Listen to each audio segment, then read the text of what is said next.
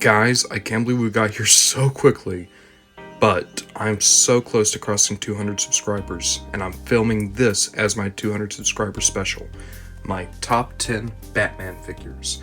Now, we did Superman for the first 100 subscribers. This, I have a lot more Batman to choose from. This is a character I still love a lot. Not my favorite superhero, at this point maybe not even in my top 10, but my favorite superhero when I was a kid, and someone who I have a lot of nostalgia for. And with all that in mind, I think this is going to be a great list. Thank you to everyone who subscribed to me so far, everyone who's followed me on TikTok, and now, let's get straight into it. Before we get started, I do want to set some ground rules. So number one, these are only Batman figures I own. There are Batmans who would be on this list if that wasn't the case, but I don't think that counts because I don't have them to show and I don't have them to prove my belief. So no import figures, and also no McFarlane Nightfall Batman. I haven't been able to find him yet, and I kind of get the feeling he would totally be on this top 10 list if I did, but I don't have him, so he doesn't count. Alongside that, it has to be Batman who have Bruce Wayne under the mask. So no Dick Grayson Batman, no Azrael, no robot Batmans even. It has to be Bruce Wayne underneath the cape and cowl. Kind of like how with Superman it had to be Kal-El. Now, with those rules done, we can get into my top 10. Number 10. Mattel DC Universe Classics Detective Scan Batman. Kicking off our list is an old favorite, the DC Universe Classics Detective Batman. I'll be honest, I've had this figure for many years now, and it's what I honestly consider my childhood Batman, and a reason I love him so much is because for a long time this was as close as I was able to get to getting a Keaton Batman, with the all-black costume and the yellow circle. I thought that was the best look I'd ever seen for Batman when I was a kid, so this figure stood in for that. And even though I think DC Universe Classics is a toy line that is kind of slept on now because we've had so many other great comic book toy lines, it's a product of its time. It is very dated by today's standards. Single jointed elbows, single jointed knees, all the joints are pretty loose, and the DC Universe Classics hips, even though I think they're revolutionary, it is weird to see them kick to the side. It looks great when they're standing still, looks weird if you move them. So this figure, just between the wear and tear of age and the fact that it can't really match up to newer figures in terms of detail or even posability, he has to occupy number 10. But it's a number 10 that is well deserved due to the years of love I've given this guy. Number 9. Mattel Justice League Unlimited Justice Lord Batman. I could see someone asking why I would put Justice Lord Batman from the Justice League Unlimited line above DC Universe Classics Batman, and it's because there's not been a toy line that's tried to do this again. 3 3/4 inch in style with the Justice League Bruce Timm artwork. Like, that's still a very unique niche that you would need to get this mold of Batman to fulfill. It also helps that I love the Justice Lords in general. So even though I don't have my JLU Batman on the list, I totally will have my Justice Lord Batman, just because it's a concept I've always really enjoyed. I love the color scheme, I love the Bat logo, how stylized it is. I even love how the cape is a lot more kind of, flayed than normal. I think that's a cool look that you never really got with the Bruce Timm Batman cape because it was always flat at the bottom from what I remember. So with all that in mind, I think it's a very unique look for Batman, one that's never been attempted again, and especially not on a larger size scale. So for all those reasons, it kind of justifies its existence a little bit more than the DC Universe Classics Batman does. Number 8. McFarland Toys DC Multiverse DC Rebirth Batman. I have no idea how controversial this opinion might be, but I think the Rebirth Batman is one of the best designs for just a generic look he's ever had. They have found a way to give us not the yellow oval, but still give us that shot of yellow around the Bat logo that looks perfect.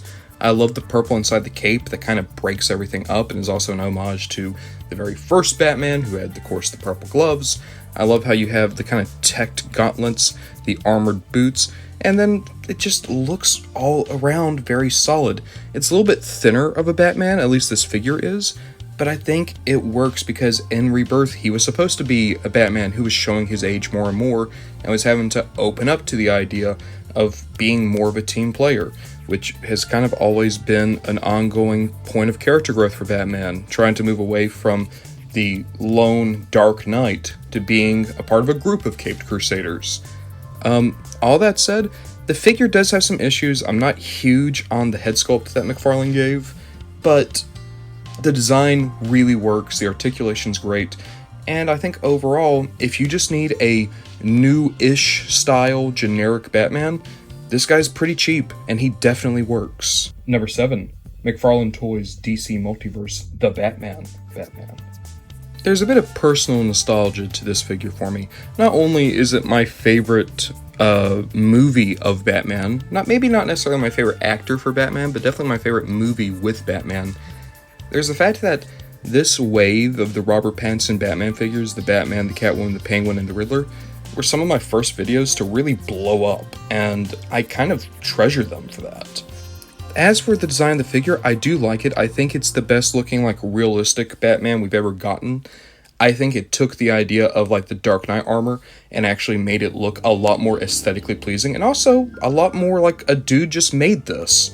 That was kind of the thing about the Batman, is it kind of took the idea that the Dark Knight trilogy was going for of realism in Batman and showed what realism in Batman could, or probably should actually look like. With all that said, great figure. My only complaint is he does have some loose joints, especially in his knees and his ankles. But other than that, great presence and still goes for a decent price. So I think it's a very solid Batman. Number 6. McFarlane DC Multiverse Black Lantern Batman. At number 6, we have the most unique Batman on the list, that being the Black Lantern Batman. I just really love this design. I love how his cape turns into spikes.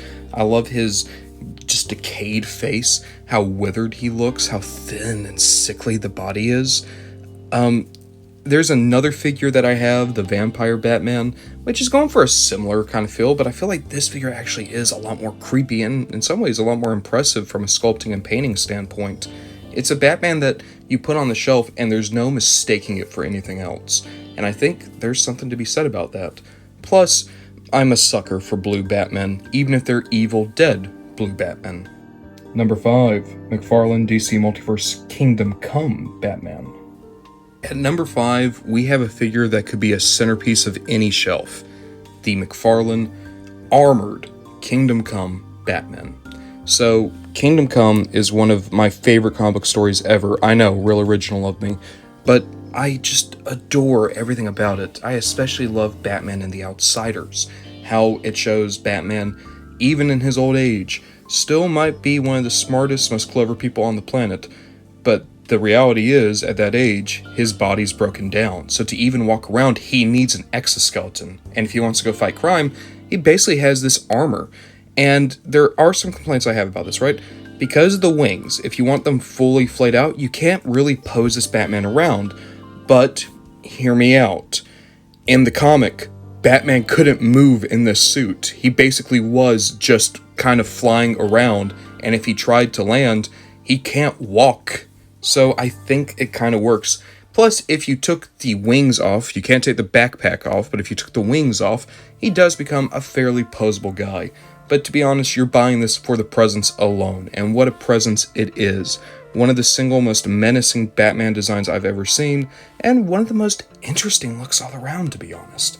I think it just works on every level. I even love the huge bat logo that doubles as his chest armor. Number 4. McFarlane DC Multiverse Batman Hush Batman.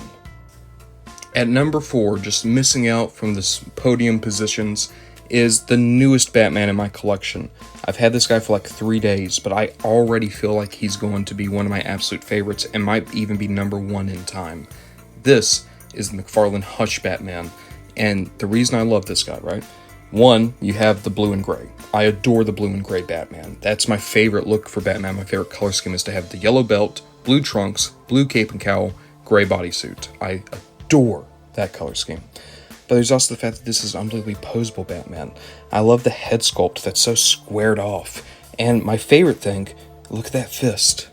he has the kryptonite ring. He has 2 sets of alternate hands, and one of his fists includes the kryptonite ring that he uses on Superman during Batman Hush. That small detail on a $20 figure, that's like a chef's kiss. I think McFarlane knew they had something special with this Batman, and they just went as far as they could with it.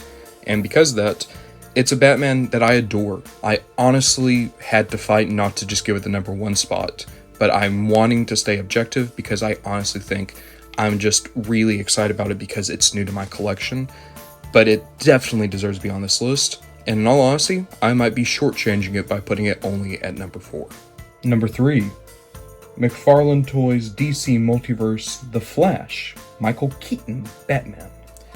In the bronze medal position, I have the Flash Michael Keaton Batman. Here's the thing, right? This is the Batman I've always wanted because I couldn't afford the NECA figure, I couldn't afford the Beast Kingdom, I probably won't be able to afford the Mezco 112. This guy gives me everything I need though, and I've had so many weeks where I've just been playing with it on my desk. There's a couple issues I have, right? One, no yellow belt. Now that's accurate to the Flash movie, but it's not accurate to the 1989 movie, and I don't give a shit about the Flash movie. Didn't see it, never going to see it. I would have preferred the yellow belt. But now we know the reality because today they're releasing a Batmobile on Amazon that has the gold-belted Keaton Batman. And I'll be honest with you, I would love a Batmobile, I would love a yellow belt and Keaton, but the reality is, I don't have space for a Batmobile right now, especially not as I'm having a roommate move in. So, I think this is going to just be my Keaton Batman, and it's a great figure to have, and I also adore the cloth cape. The cloth cape alone makes this one of the best ones, because you can get him posed with it, and it looks so great just draped around him. My only complaints are associated with the Flash movie, the change in design, and some of the more kind of aged features on the suit as a whole. But other than that, I think this is a spectacular Batman, and one that is easily worthy of a top 3 spot. Number 2. DC Direct Arkham Origins Batman. When I was making this list, I didn't have many surprises. A lot of figures wound up on it that I really expected to, and they wound up in the spots that I thought made sense. Except for this guy. The Arkham Origins Batman I pulled down for the group shot, and I honestly thought he wouldn't make it on the top 10. He's fine, I have nostalgia for him, but I don't think he makes it. And yet here we are, where I couldn't justify putting him anywhere but number 2. And I look back on it, right? And I realize a lot of my love for Batman and for comic books comes from the Arkham video games. So that alone is a connection that this figure has to my personal nostalgia. There's also the fact that I spent many years trying to track this figure down as a kid because I was convinced this was the ultimate Batman. There was a reviewer I really liked called Outside the Box Reviews, and it was their review that made me convinced this is the Batman. This is the Batman that once you get it, you never need another Batman in your collection. Now that I have it, I still really enjoy it. And all these years later, after so many other figures have come out, so many figures with better articulation, more points, this guy still has a certain sculpt and paint to it that makes him seem heads and shoulders above the rest. I love just how this feels like if you wanted to do the most accurate comic book costume, but still make it realistic, right? Like, not a movie version, not a, like, oh, this is realism, like a magical realism. This is, if Batman existed in the real world and wanted to get as close to his comic book costume as he possibly could, this is the costume he would end up with. I love everything about it. They sculpted the Bat logo to be just slightly lower into his chest than the rest of his chest plate. That's the amount of detail DC Direct put on this guy. The entire Arkham toy line is underrated, and this guy especially is one of the best Batman in my opinion. But there's one Batman that I honestly think I like more than even him. And finally, number 1, DC Multiverse Batman Arkham City Batman. At number 1, it had to be the McFarlane Toys Batman Arkham City Batman. So why did I go with City over Asylum? it's because he doesn't have his pupils. Now, this is supposed to be Batman in detective mode, which is why he has the white eyes. Otherwise, you would be able to see his irises, his pupils. I prefer that. I don't actually like it when you can see Batman's eyes in the cowl. I think that kind of robs him of some of the mystique. And I know that you have to do that in movies. You don't have to do that in video games, though. So that was always the one quibble I had with the Arkham designs.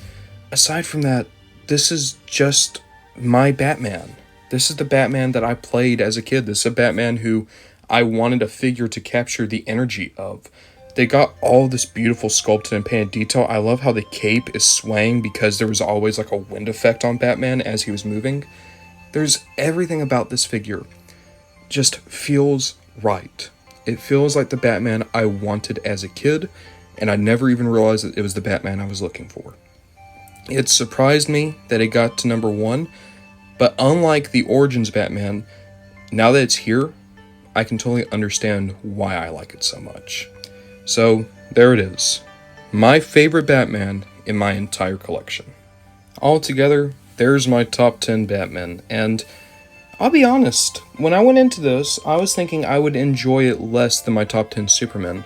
One, because I had so many more figures, and also because I thought some of them would kind of blend in with the others.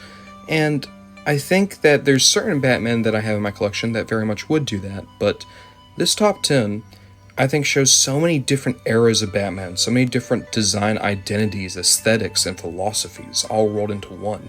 And that's not just from a toy standpoint, but from a comic standpoint, a movie standpoint, a video game standpoint. It feels like I'm capturing a huge line of various eras of the Batman just in my favorite figures of the guy.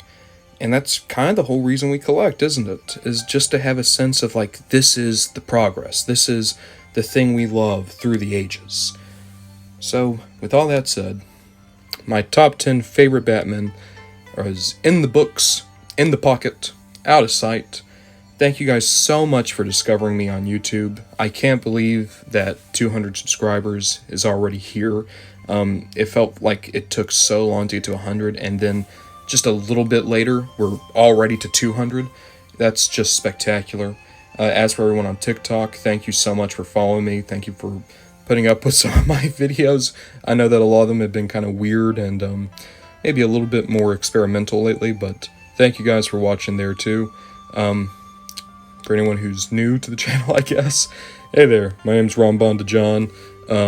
Follow us on YouTube, follow us on TikTok. We're RonBondaJohn everywhere, and we just do this, talk about things we like. But thank you guys, it means so much, and I hope you have a good night, good day, good morning, good afternoon, whenever you're watching this, and I'll see you in the next video.